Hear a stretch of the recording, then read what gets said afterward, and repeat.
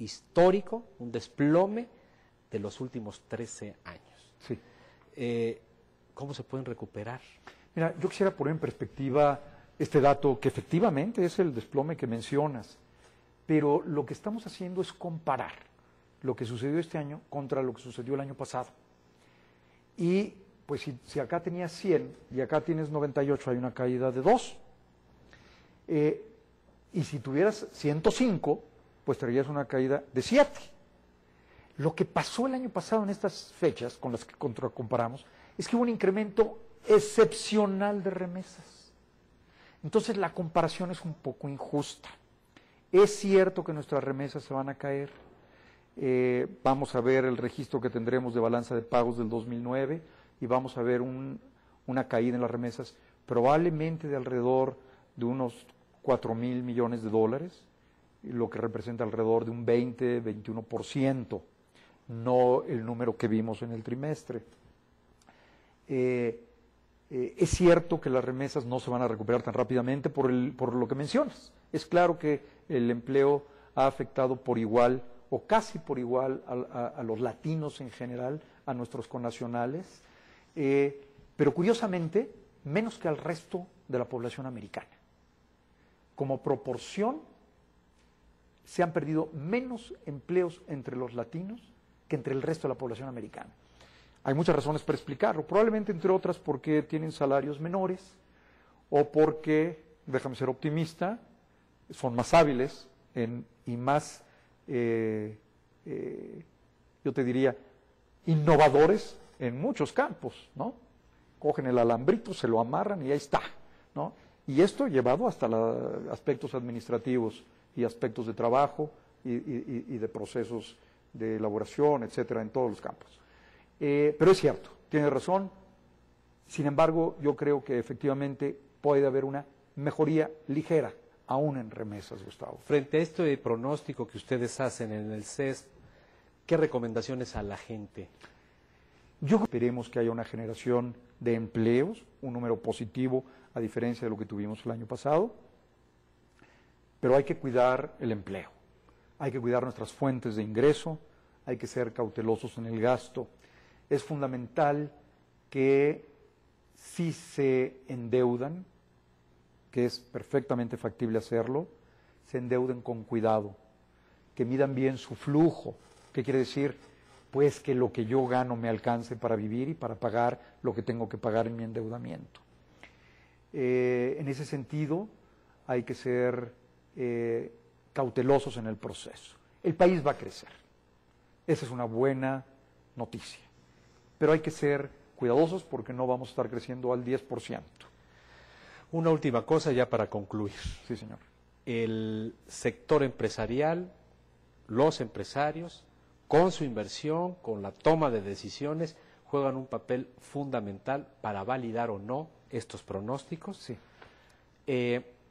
Pero el año pasado vimos varios momentos de tensión entre el sector empresarial con el presidente de la República. Primero, ya se sanó realmente esta situación, que no nos explicamos mucho, por cierto, la actitud de regaño, de reproche del presidente con uno de sus principales aliados que lo llevaron a la presidencia de la República, o esta tensión es irremontable. Déjame comenzar por esto último, Gustavo. Yo creo que esta tensión efectivamente que se dio alrededor de temas importantes, pero no fundamentales, digamos. ¿Qué quiero decir? Nosotros en el sector empresarial apoyamos hasta el cansancio la propuesta del presidente del impuesto del 2% al consumo, hasta el cansancio, que era uno de los aspectos que nosotros pensamos era de lo más rescatable y que marcaba una dirección muy correcta. El incremento en los impuestos del ISR del 28 al 30 parecía poco agraciado en un momento de crisis, cuando había que propiciar el consumo y en un momento en que la capacidad adquisitiva de la gente ha caído, a nivel de familia, porque hay desempleo. Entonces hay un castigo a la formalidad. Hubo un castigo que vamos a sufrir este año, se marcó el año pasado, a la formalidad. Entonces, en ese sentido, claro que había desacuerdos, no nos parecía, y no nos parecía que el gasto no estuviera alineado como lo que esperamos que esté ahora. Yo creo que este año hay que unir fuerzas todos.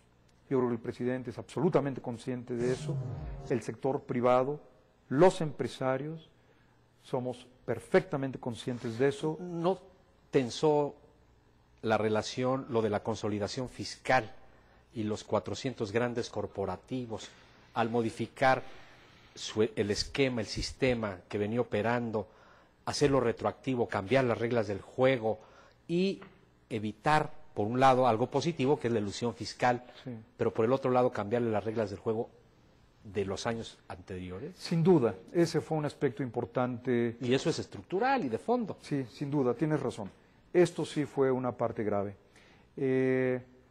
No se vale cambiar las reglas del juego y decir el gol que metiste el año pasado no cuenta porque ya cambié las reglas ahorita, o la carrera que hiciste no cuenta porque hubo algo que inventé en el juego ahora y ya no cuenta. Eso no se vale.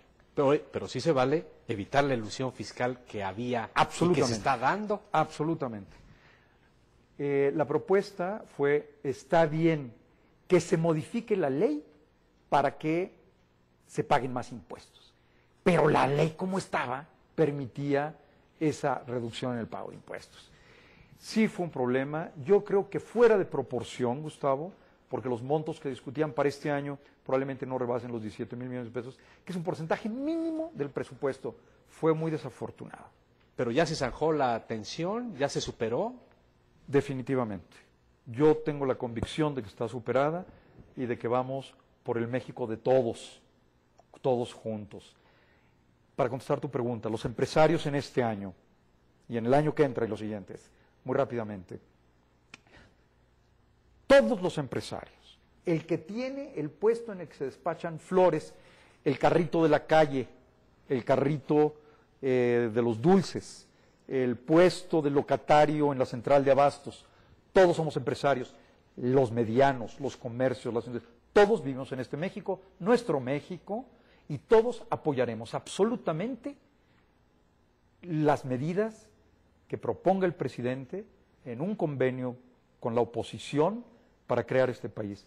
Yo creo que el país es nuestro, no es de nadie más, es de todos los ciudadanos, todos somos sector privado, incluso los diputados, incluso los funcionarios somos sector privado, todos salimos y compramos en la tienda y vivimos aquí y nuestros hijos van a la escuela, es nuestro país.